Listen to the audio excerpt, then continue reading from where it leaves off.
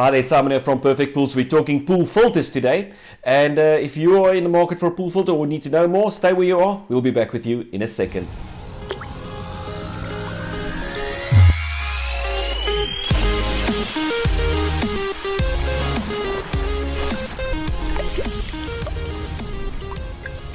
Hi there, Simon here from Perfect Pools.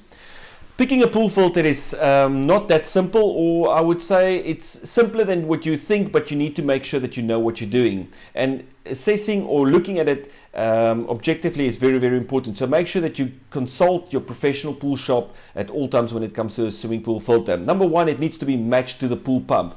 If you've got a big pool pump there, like a 1.1 on residential properties, it will be always viable to go for something like a 4-bag filter or a biggest filter that you can fit with that pool pump, because you're just going to get the benefit out of it. But if you've got a 0.75, we recommend a 3-bag filter, and a 0.6 kilowatt pump, something like a 2-bag filter or 2.5-bag filter.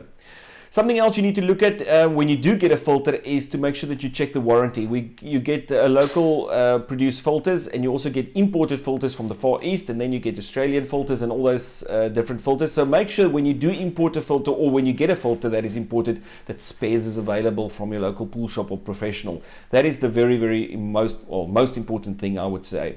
Something else you need to have a look at, make sure that the filter is compatible with sand and glass, because a lot of customers are moving over to glass filter media at the moment due to the water restrictions in Cape Town. And the one benefit of water or glass, I would say, is the fact that it backwashes a lot easier and simpler because the glass is not so heavy.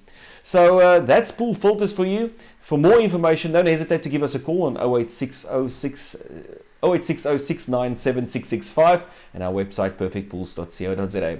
Have a great day, and we'll see you later.